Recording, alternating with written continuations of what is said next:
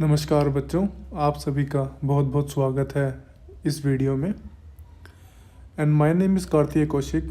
I am from the field of computer science engineering. तो बच्चों, आज हम आपकी यूनिट 2 को कंटिन्यू करेंगे और आज हम आपको डाटा एंट्री और कीबोर्डिंग स्किल्स के बारे में ही बताएंगे। मगर इस वीडियो में हम जो टॉपिक कवर करने जा रहे हैं वो है positioning of fingers on the keyboard, कि आप अपनी फिंगर्स को कीबोर्ड पर कैसे पोजीशन करना है आपको। Allocation of keys to fingers on 4 different rows, जो कि कीबोर्ड की जो रो होती हैं उस पर अपनी फिंगर्स को कैसे एलोकेट करना है। टाइपिंग ट्यूटर के बारे में बताएंगे और आपकी टाइपिंग स्पीड कैसे इम्प्रूव हो सकती है और आप उसमें एक्यूरेसी कैसे ला सकते हैं। इस सारी चीज़ें हम आपको इस वीडियो में बताने जा रहे हैं। तो बच्चों, शुरू करते हैं। तो बच्चों, हमारा पहला टॉपिक है positioning of fingers on the keyboard, कि हम कीबोर्ड पर अपने फिंगर को कैसे पोजीशन करें। Allocation of keys to the fingers. The keyboard learning process start from the second row, followed by the third row, first row and the fourth row. The fingers of both the hands have to be operate the keys allotted to them on each row. It must be remembered that each finger has to operate only the key allotted to it. तो बच्चों, इसके अंदर हमारा नीचे से start होता है रोज़ की काउंटिंग।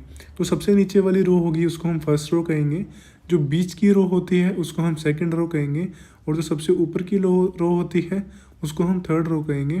और जो ऊपर, जो मैंने आपको पिछली वीडियो में फंक्शन कीज़ पढ़ाई थी, जो वो वाली रो है उसको हम फोर्थ रो कहेंगे।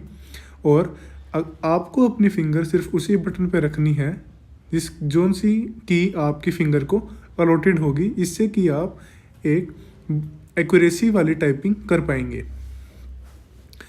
Allocation of keys to the fingers on the second row, जिसको हम कहते हैं home row. Place 4 fingers of each hand on home keys. The remaining 2 keys G and H on the second row are operated by the 4 fingers of the left and right hand respectively. तो बच्चों, जैसे कि हमने आपको पिछली video में बताया था कि आपके लेफ्ट हैंड के लिए जो कि होम कीज़ होती हैं वो होती हैं A, S, D और F, और आपके राइट हैंड के लिए J, K, L और सेमीकोलन। तो बच्चों, अगर हम इन कीज़ को देखें तो हमारी जो चारों उंगलियां आती हैं लेफ़्ट और राइट हैंड की, वो इन चारों कीज़ पर आती हैं, और हमारी 2 कीज़ जो कि G और H हैं वो इनके बीच में रह जाती हैं। तो बच्चों, जो हमारी 4 फिंगर है लेफ़्ट और राइट हैंड की, तो जो लेफ़्ट हैंड की 4 फिंगर है उससे हम G दबा सकते हैं, और जो राइट हैंड की फिंगर है उससे हम H को दबा सकते हैं। Allocation of keys to fingers on the third row, that is known as upper row. The next step is learning the key reaches from the home row to the row above it. The learning begins with the reaches from A to Q by left hand little finger, from semicolon to P by right hand little finger. This is followed by the placement of the third finger, ring finger, to the adjoining keys W and O and so on. तो बच्चों, जो A to Q है, जो आपकी left hand की little finger है, आप उससे Q को रीच कर सकते हैं, और जो कॉलन के ऊपर का जो अल्फ़ाबेट होता है P, उसको आप अपनी राइट हैंड के जो आपकी लिटिल फिंगर होती है उससे आप उसको अप्रोच कर सकते हैं। तो बच्चों, अभी तक हमने क्या सीखा कि जो G और H की है उसको हमें 4 फिंगर से दबाना है, और जो Q और P है उसको हमने लिटिल फिंगर से दबाना है अपनी दोनों हैंड की। और जो W है, जो W और O आ जाते हैं, जो कि Q के साइड में और P के साइड में है, उसको हमने अपनी रिंग फिंगर्स के थ्रू दबाना है, जो कि हम थर्ड फिंगर कहते हैं, जिसमें आप लोग अंगूठी पाते हैं, जिसमें आप रिंग पाते हैं, इसलिए हम इसको रिंग फिंगर्स बोलते हैं। तो W और O हमें अपनी रिंग फिंगर से अप्रोच करनी है। Allocation of keys to fingers on the first row, that is known as bottom row. After learning how to operate keys on home row and third row, the next step is to learn how to operate keys on the first row, keys Z, X, C, V, B, N, M. Comma, full stop and sign are located on this row. तो बच्चों, जो third row होती है उसको आपने अपना जो हाथ है उसको नीचे स्लाइटली मूव करके ये वाली कीज आप दबा सकते हैं, Z, X, C, V, B, M, जो कि सबसे फर्स्ट रो है नीचे से। Allocation of keys to fingers on the fourth row, number row. तो बच्चों जो सबसे ऊपर वाली हमारी रो है जिसको हम फोर्थ रो कहते हैं, जिसके अंदर हमारी न्यूमेरिक नंबर्स आते हैं सारे 1 2 3 4 5 6 7 8 9 and 0। In this row type 1 2 3 with little ring and middle finger of the left hand respectively, and 4 and 5 with the index finger. Similarly, type 0 9 8 with little ring and middle finger of right hand respectively, 7 and 6 with index finger। तो बच्चों जो हमारी पहली तीन keys हैं 1 2 3, उसको आप अपनी लिटिल फिंगर, मिडल फिंगर और रिंग फिंगर से दबा सकते हैं। जैसे, और ये रूल यही यहाँ पर भी वैसे ही एप्लीकेबल होगा। अगर आपके लेफ़्ट हैंड वाली कीज़ हैं तो आप अपनी लेफ़्ट हैंड की फिंगर यूज़ करेंगे, और अगर आपकी राइट हैंड की कीज़ है तो आप अपनी राइट हैंड की फिंगर यूज़ करेंगे इन न्यूमेरिक बटन को दबाने के लिए। Using numeric keypad, efficient and effective use of numeric keypad is important in numeric data entry. तो बच्चों न्यूमेरिक डाटा एंट्री के लिए हमारा न्यूमेरिक कीपैड बहुत ही लाभदायक चीज़ है। The numeric keypad has 4 columns and 5 rows। The row which has 4 5 6 and plus is called home row. तो बच्चों जो कि कीबोर्ड के मैंने आपको पहले बताया था राइट हैंड साइड पर हमारा न्यूमेरिक कीपैड होता है, तो जो उसकी बीच वाली रो होती है 4 5 6 और जहाँ पर प्लस का साइन होता है उसको हम न्यूमेरिक कीपैड की होम रो कहते हैं। और कहते हैं जो ये वाली रो होती है इसको हम प्रैक्टिस करते हैं कि हमारी जो फिंगर्स हैं वो होम रो पे होनी चाहिए राइट हैंड की, कि हम दूसरी कीज़ को अप्रोच कर सकें। और जो नंबर 5 होता है इस कीपैड में बीच में, जिसके ऊपर एक हल्का सा टेंजिबल मार्क उठा होता है, उसको हम गाइड की कहते हैं, जिससे कि हम गाइड करते हैं कि हमारी फिंगर सही पोजीशन पर है या नहीं। Successful keyboarding tips. तो बच्चों अब हम कुछ कीबोर्डिंग टिप्स पढ़ेंगे कि आपको कीबोर्ड यूज़ करते हुए क्या क्या करना चाहिए और क्या क्या नहीं। Press the keys with feather touch and do not put undue pressure. तो बच्चों जब भी आप कीबोर्ड का यूज़ करेंगे तो आपको जो की प्रेस करनी है वो बहुत ही लाइट होनी चाहिए। ये नहीं है कि आप बहुत ज़ोर से दबाएं, आपको बहुत ही हल्के हाथ से की को दबाना है। Reset your fingers on home row while typing. तो बच्चों जब भी आप टाइप करके हटे तो आपको जो फिंगर्स की लोकेशन है वो वापस होम रो पर आ जानी चाहिए, जो कि है ASDF और JKL और semicolon. Allow your fingers to fall naturally on the keys so that each rests on the top of the next along the same horizontal row। तो बच्चों जो आपके फिंगर्स हैं वो कीज़ पर नेचुरली फॉल होनी चाहिए, जिससे कि ये होगा कि जो आपकी जो फिंगर्स होंगी वो अपने आप रेस्ट करेंगी और उसी जो कि हमारी जो होम रो है उसे पर वापस आ जाए। While typing release the key immediately as soon as you press it. Hold the key for the long time will repeatedly type the same character. तो बच्चों जब भी आप किसी की को प्रेस करें तो प्रेस करते ही आपको अपनी उंगली उस पे से उठा देनी है, क्योंकि अगर आप उसको ज़्यादा टाइम तक दबा कर रखेंगे तो जैसे कि मैं आपको एग्जांपल देता हूँ, अगर आप ए को बहुत टाइम तक दबा के रखेंगे तो वो ए ऐसे अपने आप लिखता रहेगा, मगर हमें सिर्फ एक बार दबाना होता है। तो आप एक बार क्लिक करके अपनी फिंगर को साथ के साथ उठा लें। Do not look at keyboard while practicing. तो बच्चों जब आप प्रैक्टिस करें अपने कीबोर्डिंग स्किल्स को इम्प्रूव करने की तो आप कीबोर्ड की तरफ बिल्कुल भी ना देखें। Press the keys with equal intervals of time in rhythm. तो बच्चों जब भी आप एक की से दूसरी की को प्रेस करें तो उसके बीच में आप ट्राई करें कि आपके जो टाइम इंटरवल है वो बिल्कुल सेम हो। Press the key only with the fingers allotted for them. तो बच्चों जैसे कि मैंने आपको बताया था कि आपको 4 फिंगर से, लिटिल फिंगर से और रिंग फिंगर से कौन सी की दबानी है, तो आप उन्हीं फिंगर्स का यूज़ करते हुए वो की दबाने की कोशिश करें। वाइल प्रेसिंग अ की से slowly pronounce the character on the key. जब भी आप कोई की दबाएं तो आप कोशिश करें कि आप उसको स्लोली प्रोनाउंस करें, जिससे कि आप प्रैक्टिस कर सकते हैं और उससे कि आपकी एक्यूरेसी इम्प्रूव होगी। Do not take any mental stress while typing. बच्चों जब भी आप कुछ भी टाइप करें तो आपका जो मेंटल स्ट्रेस है वो ज़ीरो होना चाहिए, कोई भी आपको किसी भी प्रकार की टेंशन नहीं होनी चाहिए। Secure typing ergonomics. तो बच्चों जैसे कि मैंने आपको पिछली वीडियो में बैठना सिखाया था, कितनी दूर स्क्रीन होनी चाहिए, कैसे हाथ रखने हैं, उस सब चीज़ों का ध्यान रखें। Maintain patience if committed mistake at initial stage.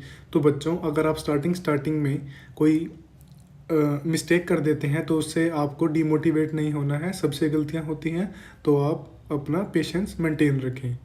Maintain a balance between speed and accuracy as both are equally important. Do not sacrifice accuracy for speed. तो बच्चों, आपको अपनी स्पीड और एक्यूरेसी दोनों को मेंटेन रखना है, क्योंकि दोनों इक्वली इंपॉर्टेंट होती हैं। आप एक्यूरेसी के चक्कर में अपनी स्पीड को ना इफेक्ट करें और स्पीड के चक्कर में अपनी एक्यूरेसी को ना इफेक्ट करें। To gain mastery of computer keyboard, undertake repeated practice of typing words, sentences, passages and figures without looking at the keyboard.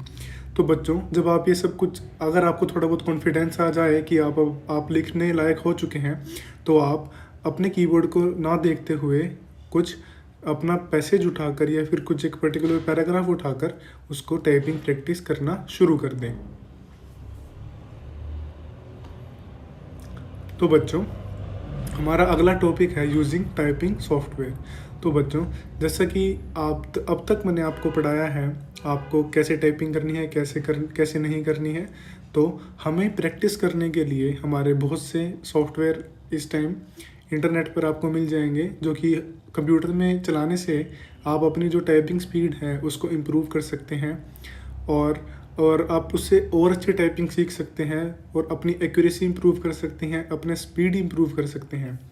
तो ऐसे ही एक टाइपिंग सॉफ्टवेयर के बारे में आज हम पढ़ने जा रहे हैं, जिसका नाम है rapid typing tutor.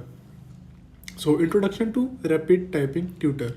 Rapid typing tutor is a free open source software design to learn typing skills on the computer. तो बच्चों, ये एक ऐसा सॉफ्टवेयर है जिसको कोई भी यूज़ कर सकता है और ये फ्री ऑफ कॉस्ट आता है, जिससे कि हम टाइपिंग स्किल्स सीख सकते हैं अपने कंप्यूटर पे। जैसे कि मैंने आपको बताया था, ये बिल्कुल फ्री सॉफ्टवेयर है। इसको आप इंटरनेट से डाउनलोड कर सकते हैं और अपने कंप्यूटर में इंस्टॉल करने के बाद आप इस पर टाइपिंग सीख सकते हैं। Touch typing technique. Touch typing improves typing speed and accuracy. A touch typist never looks at the keyboard. The fingers hit the right keys by habit.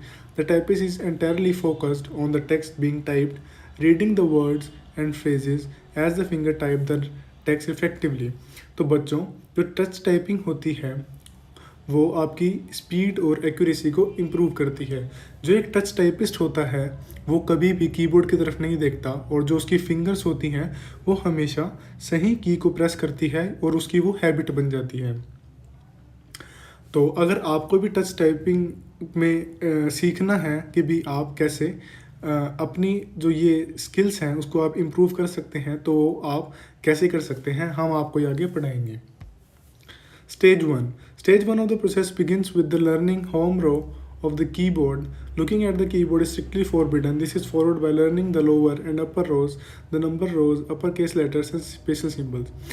तो बच्चों, स्टेज 1 में आपको जो अपनी होम की है उसकी प्रैक्टिस करनी है, ASDF, और जो कि मैंने आपको JKL और सेमीकोलन। जब भी आप कुछ टाइप करके हटें तो आपकी जो फिंगर्स हैं वापस उसी रो पर आ जानी चाहिए और आपको ये ध्यान रखना है कि आप अपनी आंखें कीबोर्ड की तरफ ना लेकर जाएं।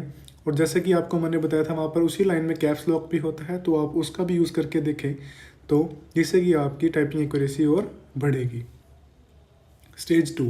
Stage 2 involves memorizing frequently used syllables and typing words containing these syllables. तो बच्चों, स्टेज 2 में आपको जो आप सिलेबल्स यूज़ करेंगे उनको मेमोराइज करना है और आपको कुछ वर्ड्स ऐसे लिखने हैं जिसमें आपने जो पहले सिलेबल्स वर्ड आपने जो सोचे थे और जो आपने मेमोराइज कर रखे हैं उनका यूज़ करके आप नए वर्ड्स लिखें। इससे भी आपकी जो एक्यूरेसी है वो भी इम्प्रूव होगी। Stage 3. Stage 3 involves typing actual text to perfect the skill acquired. बच्चों, स्टेज 3 में आपको एक्चुअल टेक्स्ट लिखना है जिससे कि आप अपने स्किल्स को परफेक्ट बना सकें। Touch typing rules. The F, D, S, A, J, K, L keys represent the base position. Keyboards usually have 4 small posturations on the F and J keys. They help you fingers locate the base position without looking at the keyboard. Try to return your fingers to the base position after each की stroke. तो बच्चों जैसे मैंने आपको पहले ही बता रहा था, ASDF और FDSA में कोई फ़र्क नहीं है। तो मैंने जैसे आपको पहले ही बताया, जब भी आप कोई भी टाइपिंग करके हटें, कुछ भी आप लिखे, कोई भी सेंटेंस लिखे, उसके बाद जो आपकी फिंगर्स हैं 4 फिंगर्स, वो ऑटोमेटिकली होम रो पर आ जानी चाहिए। इसको हम एक इनिशियल पोजीशन कहते हैं जब भी हम एक कीबोर्ड पर काम करते हैं। और आप कंप्यूटर को देखते हुए बिल्कुल भी कीबोर्ड को नहीं देखना है। आप कंप्यूटर की स्क्रीन में देखें सिर्फ, और कीबोर्ड को ना देखें। और आपकी जो फिंगर्स हैं वो बिल्कुल वहीं पर अलाइन होनी चाहिए होम रो पे, जिससे कि आप अपनी टाइपिंग स्किल्स को इम्प्रूव कर सकते हैं। Colour coding shows which finger should press each key. The left index finger is reserved for all the red keys, the right index finger is reserved for all the green keys. तो बच्चों जैसे कि आप ये नीचे figure देख सकते हैं, इसके अंदर ये बता रखा है जो आपकी लेफ़्ट इंडेक्स फिंगर है वो जितनी भी रेड कीज़ हैं उसको, जैसे मैंने इसमें फिगर में आप देख सकते हैं ASDF, तो वो इस वाली कीज़ पर होनी चाहिए। और जो आपकी राइट हैंड की इंडेक्स फिंगर होगी और JKL और सेमीकोलन, इंडेक्स फिंगर से शुरू होकर जो सारी कीज़ हैं वो आपकी ऐसे अलाइन होनी चाहिए। और जो आपकी राइट हैंड की इंडेक्स फिंगर है वो जहाँ पे आप ग्रीन कलर देख सकते हैं, वो सारी जितनी भी ग्रीन कलर की आप बीच में लाइन देख सकते हैं, आपको सारी इंडेक्स फिंगर से अप्रोच करनी है ये वाली कीज़। और जो आप स्टार्टिंग में ऑरेंज कलर देख सकते हैं, तो आपको वो सारी कीज़ अपनी जो लेफ़्ट इंडेक्स फिंगर है उससे आप अप्रोच कर सकते हैं। Use the thumb of whichever hand is more convenient for you to press the space key. तो बच्चों जो हमारी स्पेस की है, जो सबसे नीचे लंबी की है, आप इसको कैसे भी यूज़ कर सकते हैं। आप अपने राइट हैंड का थंब भी यूज़ कर सकते हैं और लेफ्ट हैंड का थंब भी यूज़ कर सकते हैं इसको दबाने के लिए। Touch typing rules. The base position on the numeric pad is the number 5 की for the middle finger, 4 for the index finger and 6 for the ring finger. The numeric pad simplifies and speeds up numerical data input. तो बच्चों मैंने आपको जैसे बताया था कि जो हमारा न्यूमेरिक कीपैड होता है उसमें हमारी 4, 5, 6 और जो प्लस साइन होता है वो हमारी होम कीज़ होती हैं जिस पर हमारी उंगलियां रेस्ट करनी चाहिए। और जो 5 की होती है उसको हम अपनी गाइड की भी कहते हैं, क्योंकि 5 की पर एक टेंजिबल मार्क भी होता है, तो जिससे कि हमें पता लग जाता है कि जो हमारी फिंगर है वो सही जगह पर रखी है। जो हमारा नंबर 5 है उसमें हमारी मिडल फिंगर आनी चाहिए, जो नंबर 4 है उसमें हमारी इंडेक्स फिंगर, और जो 6 नंबर है उस पर हमारी रिंग फिंगर आनी चाहिए। Upper case letters and symbols appearing on the keys in the number row are typed one by one hand with little finger of the other hand holding down the shift key. तो बच्चों जैसा कि मैंने आपको caps lock का function बताया था कि आप कैप्स लॉक दबा के कोई भी अगर आपकी अल्फ़ाबेट प्रेस करें तो वो अपर केस में चला जाता है। मगर अगर आपको एक टाइम पर सिर्फ एक ही अल्फ़ाबेट या फिर मल्टीपल अल्फ़ाबेट्स भी आप कैप्स लॉक आपको अगर अपर केस करने हो तो आप शिफ्ट की का यूज़ भी कर सकते हैं। अगर आप शिफ्ट की को दबाकर कोई भी अल्फ़ाबेट दबाएं तो वो अपर केस लेटर बन जाता है। Do not look at the keyboard, try to locate the right key with your fingers. तो बच्चों जैसा कि मैं आपको इतनी देर का समझा रहा हूँ कि आपको कीबोर्ड की तरफ नहीं देखना है और आपको ट्राई करना है कि आप सही की प्रेस करें अपनी सही फिंगर से। तो बच्चों जैसा कि मैंने आपको टाइपिंग ट्यूटर के बारे में बताया था, जिससे कि हम अपनी टाइपिंग इम्प्रूव कर सकते हैं और अपनी स्किल्स भी बहुत जल्दी इम्प्रूव कर सकते हैं, जो कि मैंने बताया थे एक ये ओपन सोर्स सॉफ्टवेयर है।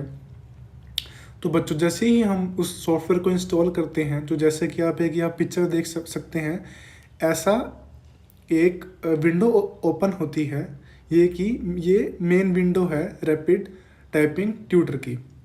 चलो अब मैं आपको इसके फंक्शन बताता हूँ कि हम ये यूज़ कैसे करते हैं। Task bar allows to set और change some basic options to start a lesson. तो बच्चों जो कि इस जो मेन विंडो होगी जब आप टाइपिंग ट्यूटर खोलेंगे, जो उसका टास्क बार होता है, जो मतलब जो सबसे ऊपर वाली जो मेन्यू का ऑप्शन आएगा, वहाँ पर आप जो टास्क बार होगा वो उससे आप अपने जो बेसिक ऑप्शंस होते हैं उनको चेंज कर सकते हैं। जैसे कि keyboard layout, level, lesson and background. जैसे कि लेसन, आप कौन सा लेसन करना चाहते हैं, लेवल आप बिगिनर हैं या आप परफेक्ट हो चुके हैं या आपको और परफेक्शन की ज़रूरत है। आपको अगर बैकग्राउंड चेंज करना है, कोई कलर चेंज करना है, तो आप टास्क बार की मदद से कर सकते हैं। तो बच्चों, एक टॉप राइट कॉर्नर पर आपको 3 हॉरिजॉन्टल बटन्स मिल जाएंगे, उससे कि आप कोई भी अगर आपको हेल्प चाहिए हो तो आप उस पर क्लिक कर सकते हैं, तो वहाँ पर आपको हेल्प का ऑप्शन मिल जाएगा अपनी apps related. 3 horizontal buttons in the top right corner, options about and help can display the corresponding dialogues. तो बच्चों, जैसे कि मैंने आपको बताया, अगर आपको कोई भी हेल्प लेनी हो या फिर आपने ऐप के बारे में जानना हो कि किसने बनाई है, कहाँ बनाई है, कब बनी थी, कौन सा वर्जन है, तो आप जो हॉरिजॉन्टल बटन है टॉप राइट कॉर्नर पर, वहाँ सर जाकर देख सकते हैं। 3 vertical buttons in the top left corner are used for switching between current lesson, user statistics and lesson editor। तो बच्चों, अब जो लेफ्ट टॉप कॉर्नर होगा वहाँ पर आपके 3 वर्टिकल बटन होंगे, जिससे कि आप अपने जो लेसन जिस पर अब है, और अगर आपको कोई और लेसन पर जाना है तो आप उससे स्विच कर सकते हो, अपना स्टैटिस्टिक्स देख सकते हो कि आप कैसा परफॉर्म कर रहे हैं, आप कितने एक्यूरेट हैं, क्या आपकी स्पीड है, तो सब वो 3 वर्टिकल बटन से मिलेगा जो कि आपका टॉप लेफ्ट कॉर्नर में होंगे। Text panel. Text panel is the area where the text to be typed is displayed. You can easily edit in lesson editor if necessary। तो बच्चों, टेक्स्ट पैनल एक ऐसी जगह है जहाँ पर आप अपना टेक्स्ट लिखते हैं और जो आप उसको देख सकते हैं। Lesson control panel. Lesson control panel includes several controls to pause, resume the current lesson, enable, disable sounds and adjust the sound volume। तो बच्चों, जो लेसन कंट्रोल पैनल है इस ऐप का, उससे आप क्या कहते हैं, अपनी अगर आप कोई भी ऑनगोइंग लेसन, आप कोई भी लेसन में काम कर रहे हैं, आप उसको पॉज या रिज्यूम कर सकते हैं, या इसका मतलब होता है कि आप रोक सकते हैं और उसको दोबारा चला सकते हैं। और अगर उसके अंदर से कोई आपको साउंड आ रही है तो आप उसको एनेबल और डिसेबल कर सकते हैं, और आपको अगर अपनी साउंड की वॉल्यूम कम ज़्यादा करनी हो तो वो सब आप लेसन कंट्रोल पैनल से कर सकते हैं। Keyboard is the virtual keyboard that will help you to learn touch typing with all 10 fingers। You can customize its appearance in the lesson section। तो बच्चों, जो आप ये ऐप डाउनलोड करेंगे, इसके अंदर आपको एक वर्चुअल कीबोर्ड मिलेगा जो कि हमारे नॉर्मल कीबोर्ड की तरह ही होता है, और वो आपको टच टाइपिंग सिखाएगा आपकी 10 फिंगर्स का यूज़ करते हुए। तो आप इसकी अपीयरेंस है वो आप लेसन सेक्शन में जाकर चेंज कर सकते हैं। Begin lesson. To start your first lesson in typing tutor, select the keyboard layout, level and lesson category on the taskbar shown below। तो बच्चों, जैसा कि मैंने आपको टास्क बार के बारे में समझाया था, अगर आपको अपना फर्स्ट लेसन स्टार्ट करना है तो आपको वहाँ पर ऑप्शन पे क्लिक करना है कीबोर्ड लेआउट के, और उसके बाद अपनी कैटेगरी सेलेक्ट करनी है जोन सा लेसन आप करना चाहते हैं। जैसे कि आप यहाँ पर देख सकते हैं EN1 लिखा है, इंट्रोडक्शन पे क्लिक किया तो नीचे 3 ऑप्शन आ रहे हैं, इंट्रोडक्शन, बिगिनर कॉपी, इंट्रोडक्शन। तो जैसे कि आप नए हैं तो आप इंट्रोडक्शन पे क्लिक करें और वो आपका जो लेसन है वो शुरू हो जाएगा। There are 4 drop down lists in the top left corner of the screen। Therefore, moving from left to right, the procedure will be as follows। Choose the layout, that is the language of keyboard, it's EN। तो बच्चों, ये सब करने के बाद आपको अपनी language select करनी है जो कि इंग्लिश होगी। उसके बाद आपको अपना लेवल सेलेक्ट करना है। उसके अंदर 3 लेवल होते हैं, इंट्रोडक्शन, बिगिनर। तो आप क्या कहते हैं, आप बिगिनर हैं क्योंकि आपके पास कोई पहला एक्सपीरियंस नहीं होगा, तो आपको बिगिनर पे क्लिक करना है क्योंकि आपने नया सीखना है। स्पेसिफाई लेसन कैटेगरी, जैसे कि मैंने आपको पहले ही बता दिया कि भी आप अगर नया सीखने जा रहे हैं तो आपको बिगिनर लेसन सेलेक्ट करना है। Finally choose the lesson that you would like to study, हमने एक बिगिनर सेलेक्ट कर लिया। When everything is ready, press any key, then put your hand finger in the initial position तो बच्चों जब आप ये सब कुछ कर लेंगे तो आपको कोई भी की प्रेस करनी है, उसके बाद आपकी स्क्रीन पर जो वर्ड आने लग जाएंगे, जैसे अल्फ़ाबेट्स आएंगे SLA.SLA कोमा, तो आपको अपने हैंड से वही कीज़ प्रेस करनी है कीबोर्ड को देखे बिना। There is also a lesson control panel just above the keyboard from where you can suspend, resume the current lesson or adjust the sound effects. To start resume a lesson, click this button just above the top left corner of the keyboard.